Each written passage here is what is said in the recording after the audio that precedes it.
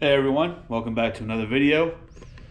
Today, don't mind how dirty the car is. It's been snowing and nasty out. We're going to do an oil change on the car. And then also, I didn't really show it in the last video. I kind of left that footage out. But the O2 sensor is bad in this. So we are going to finally utilize the plate. We're going to upgrade the O2 sensor with a AEM Wideband sensor. So we're gonna get that installed as well while we have her up in the air.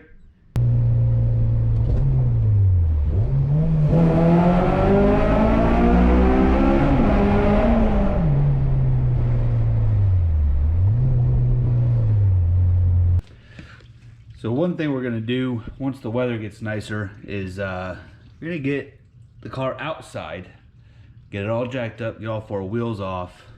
We're gonna pressure wash all of this crap.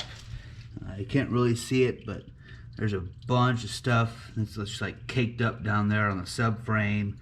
The motor honestly needs to be pulled and resealed, or at least have the timing cover pulled off and the oil pan pulled off and reseal all of that, because those are leaking a lot. I don't know if you can tell from here, but right back here, that's the rear motor mount, and it's covered in oil from right here. Looks like the RTV, Honda Bond, whatever they use there, is pushing out, or it just wasn't a good seal whenever it was done last. So that's going to have to be done eventually. As you can see, the filter on the K20Z3 is not in the greatest of locations. If you try and get it from underneath, you kind of have to go, oh, I just need the brake. Oh, that hurt. Kind of have to go like underneath and have a 17 jointed elbow. If you take off the wheel, you have access to it right there. You just kind of reach up and loosen it, and make a huge mess all over the subframe. There's no light, but you can see the reflection right there. That's just oil draining from the filter off of the boot of the axle onto the subframe into the pan, because lovely Honda design.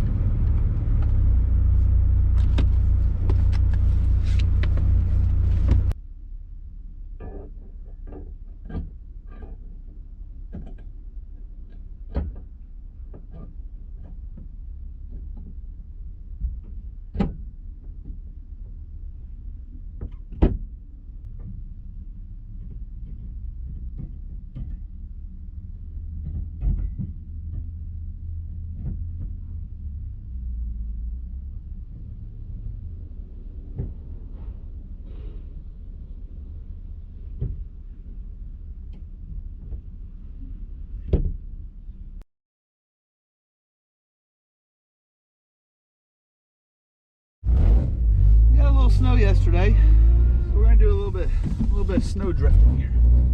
Why not?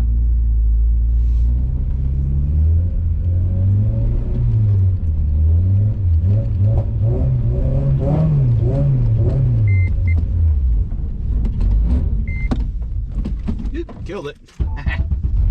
Shouldn't have left it in gear.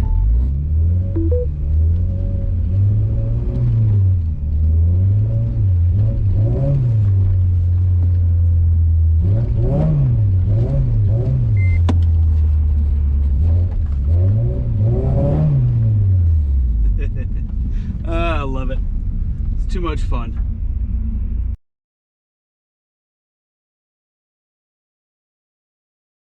It came in the mail today, finally. Well, actually a couple days ago. I was out of town. But got our, no, I already opened it just to make sure everything was good to go. Well, we got our air fuel ratio gauge now. So we're going to get this wired up today for the most part. I'm not going to be able to finish it because, well, it's very cold outside. And my car was out overnight, so it was covered in ice, which means my garage floor is soaking wet. And I'm not going to lay in water to weld a new bung for this sensor. So this is going to be relatively easy. Since we have the radio out, I'm just going to tap into ground and switch 12 volt at the radio wires because they're there and available. And I'm going to start by taking apart the dash so that I can get this out and I can use this big old chunk to cut a hole. But I want to measure it because this one's going to go basically right here in the center, in the bottom. That way I'll have space for one more up here and another one up here. So I can get fuel pressure and temperature in here once I start doing the new motor build. Well, once I get the new motor built, so I can have better control. Well, I say better control. Have better monitoring of the oiling situation in the car. So we got the dash apart. Now we're going to measure, I don't need that much, this across here. Alright, looks like 7.5 inches basically there, and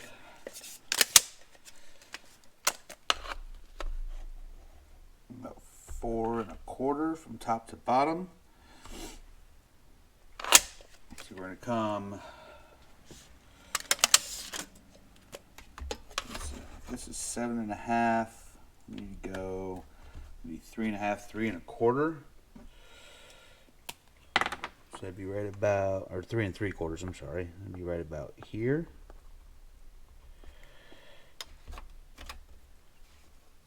Right about there. I'll get stuck in there. And it's a 2-inch gauge.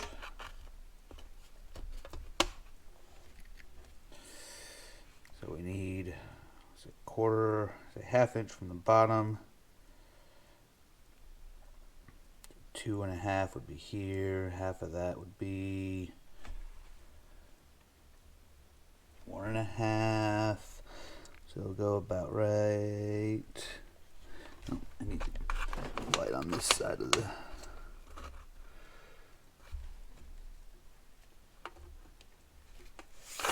Oh, okay, well that works too.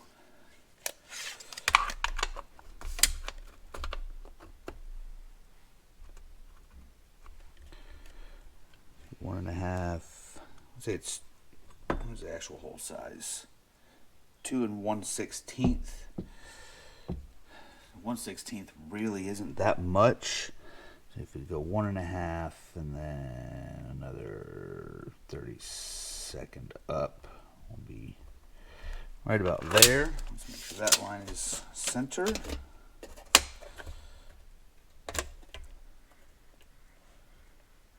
Beautiful, right at 3 3/4. So we're going to drill a pilot hole there.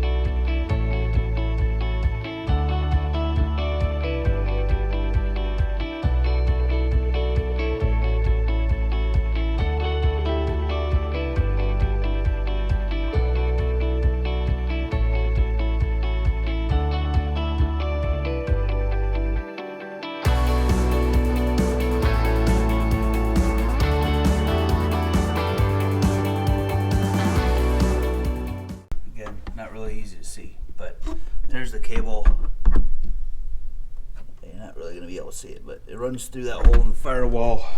If we come inside, maybe you can see it better in here.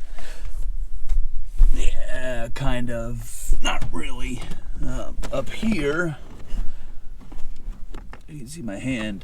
The hole is right there above the gas pedal. And then I ran it up through the dash. Up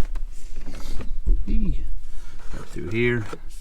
And you can see it's connected right to the gauge. So now we're going to get the car up in the air, take off the mid pipe, test pipe, front pipe, whatever you want to call it, and see if we can't get a hole drilled and the bung welded on.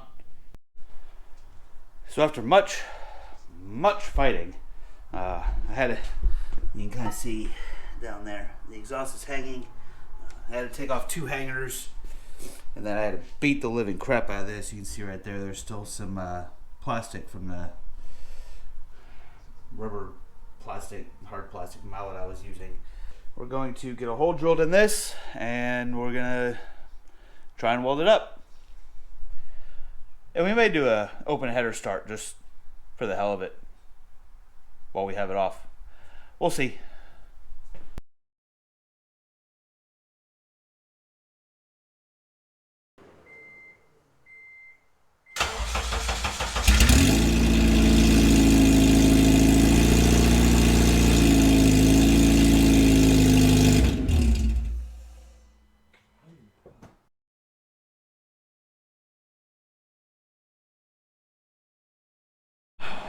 So, we got this all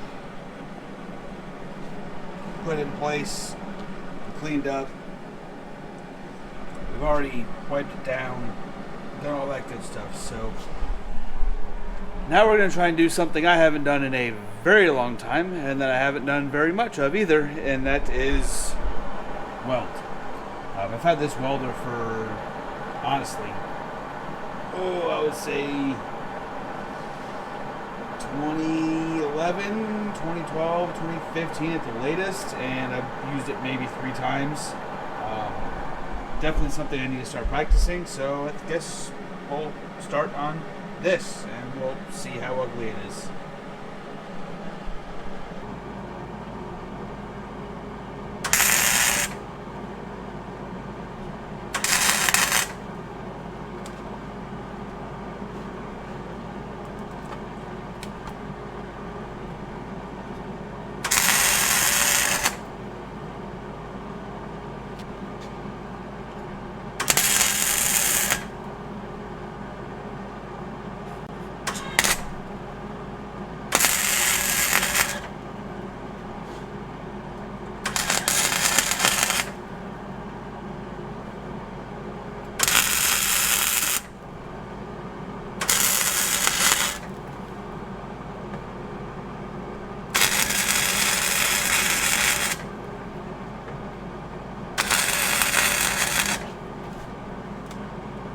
All right, so let's get here in the light a little bit better. As you can see, I got it welded, but it is not pretty. Like I said, I haven't done this very much. I haven't taken any classes on it. Nobody's ever taught me how to do it. It's just been kind of learning on my own, and the last time I tried to learn was, I'd say probably 2015, 2016. Before then was, 3 or 4 years before that, so it won't leak. It is definitely solid, but it is ugly, but it'll work, and it didn't cost me anything, so there's that.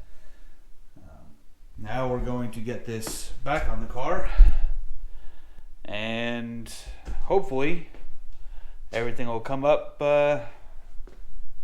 golden with the sensor. All right, we got everything wired up. Now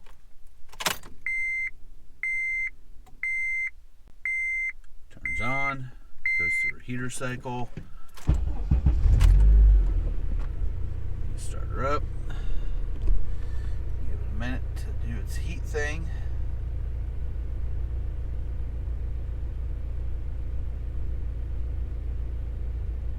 There we go. So she is running a little on the lean side right now. I'm obviously idling at 16.5s, whatever. It's a little lean. And I just took it around the block for a little bit as well. I think it averaged when I was stepping on it, like around 13.7, 13.8. At cruise, it was like 15.5 or so, depending on the RPM. Sometimes it gets down to around 14.7. So I think the tune needs a little bit of work, but it could also be that check engine light's still on for the O2 sensor that is bad.